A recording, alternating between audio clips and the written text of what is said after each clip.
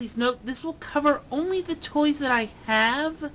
Now, while I'll try and cover some of the stuff that I don't have, just from what I remember from reading reviews online and just looking at pictures and whatnot, I may not cover everything, so my apologies if I don't cover something you wish I would have talked about.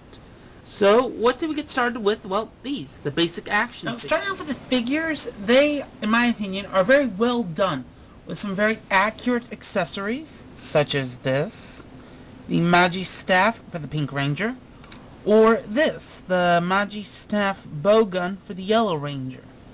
And they also came up with an interesting gimmick, a light-up shield, like this, for the Korag figures, which I'll talk about in a minute about them. But I like this because this was an interesting gimmick, and it provided a unified feature for the entire line by giving them light-up shields. However, there was one flaw, and it does involve this shield right here. It's these guys right here. The Korag figures were really short-packed.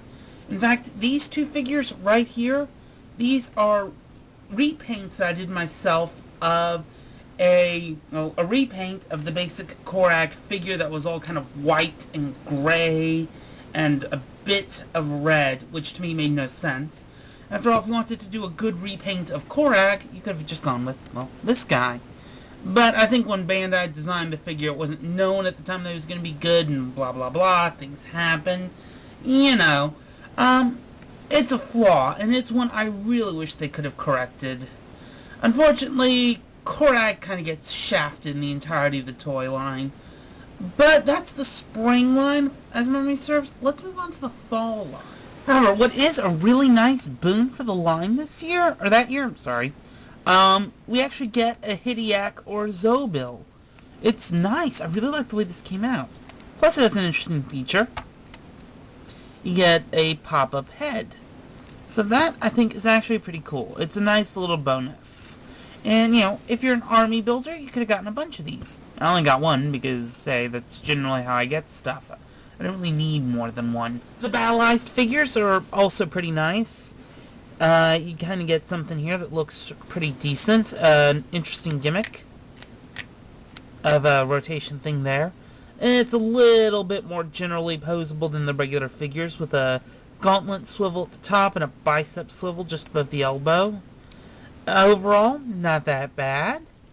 It is what it is. It's the Battleizer. Alright? Yeah. Not really a whole lot more I can say about it. The Legend Mode figures are also very well done.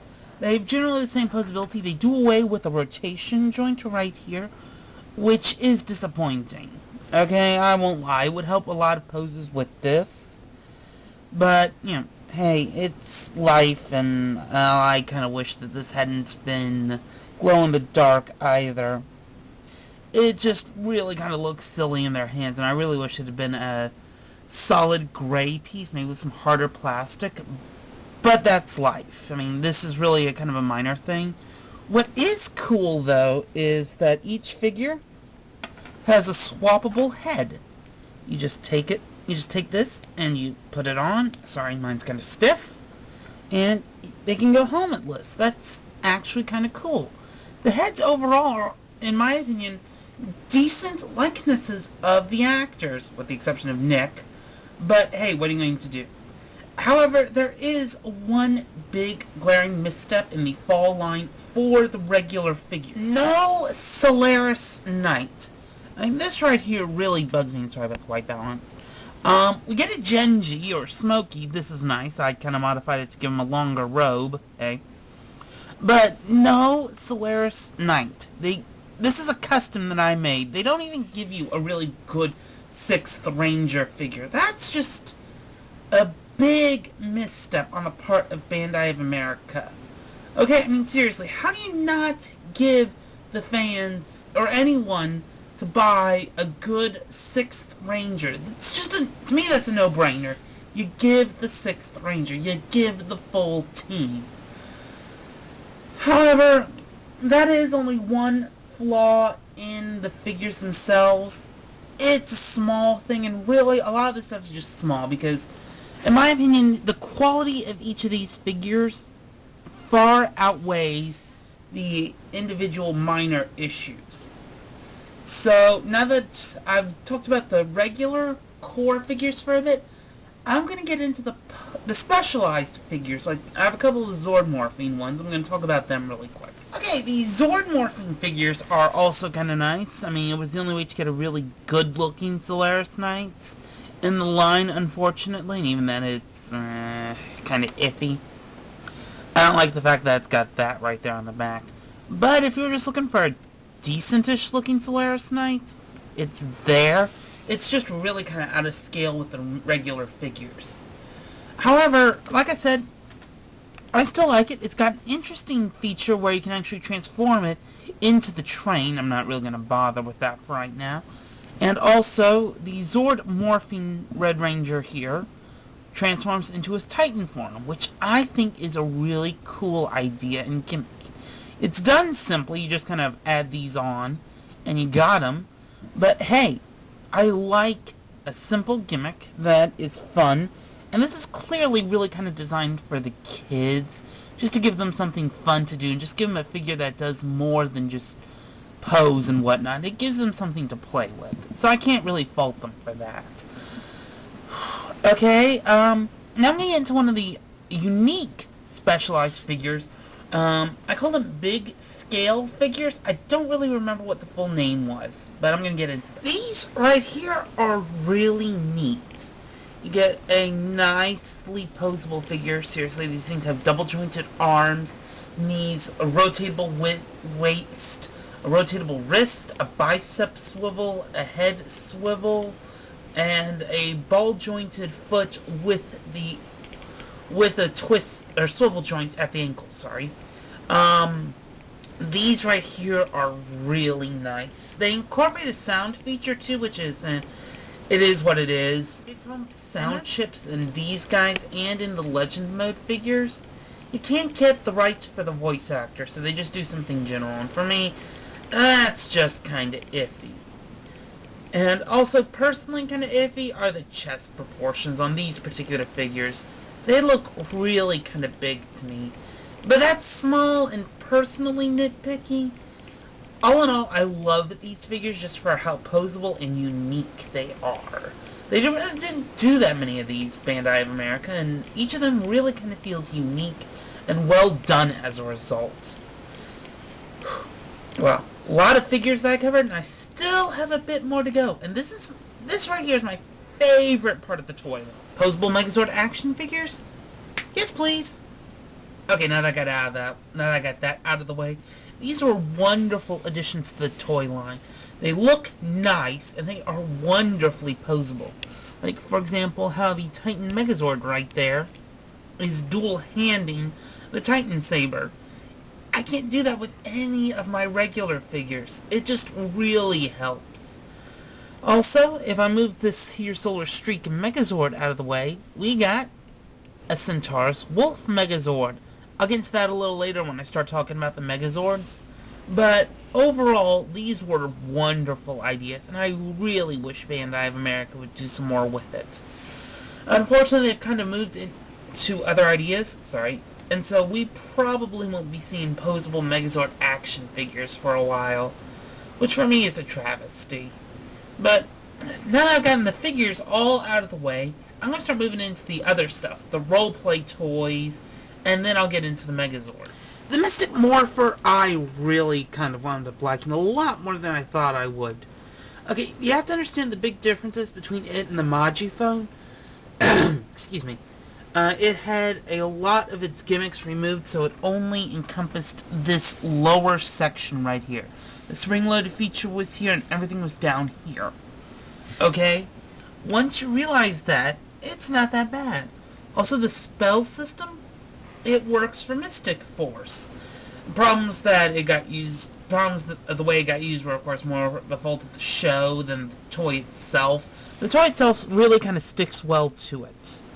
Of course, it's quieter than the Magiphone, but hey, that's life. You accept that, you move on. I don't really mind it. I don't think you should either. It's not that big of a deal.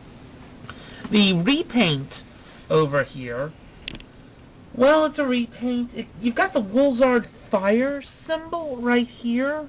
I'm hoping that shows up. Which is kind of a neat idea, and this was originally all clear plastic. I kind of painted it because that clear plastic kind of bugged me. But the Mystic Morpher itself was really nice. Okay, it worked really well for what it was. However, there is the area of the 6th Rangers Morpher. The Solaris Morpher was okay-ish. It does away with all of the buttons here, and just makes this one the only operable one. But the original grip phone just made random sounds when you push the buttons here. So, it's kind of give and take. What kind of bugs me is that they replaced any tickets with that, with a little blade extension, which for me is kind of silly. I made my own little set of tickets myself, so it's not that big of a loss for me. But it is something to consider, and it is kind of a misstep from screen accuracy. The Battleizer is just that. It was just the way Bandai did it at the time, to just kind of repaint the 6th Morpher for that, to include maybe something a little bit as a partial remold. It is what it is. So, meh. Yeah.